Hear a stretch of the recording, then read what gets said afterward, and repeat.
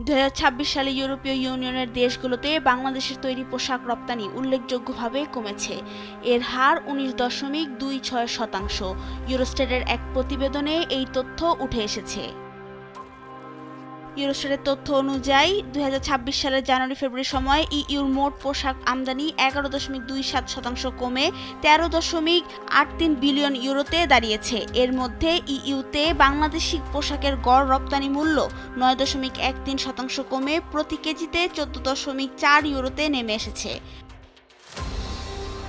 প্রধান পোশাক রপ্তানিকারক দেশগুলোর মধ্যে বাংলাদেশের চেয়ে বেশি পতন হয়েছে শুধু তুরস্ক ও কম্বোডিয়ার।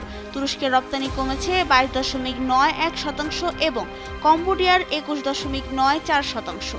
ইন্দোনেশিয়ার রপ্তানিও 19.69% কমেছে। তথ্য বিশ্লেষণে দেখা যায়, আলোচ্য সময়ে ইইউ বাজারে বাংলাদেশের প্রতিযোগিতা সক্ষমতা প্রতিদ্বন্দ্বী অনেক দেশের তুলনায় দ্রুত কমেছে। এদিকে দেশের তৈরি পোশাক খাতের রপ্তানি আয় ও রপ্তানির পরিমাণ দুই ক্ষেত্রেই ইউরোপীয় ইউনিয়নের বাজারে পতনকে উদ্বেগজনক বলে মনে করছেন অর্থনীতিবিদ ও রপ্তানিকারকরা।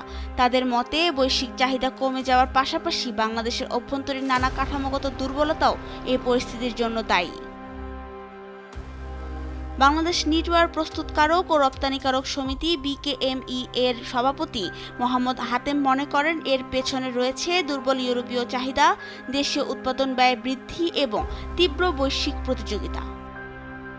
নাবিলা রহিম, সময়ের আলো।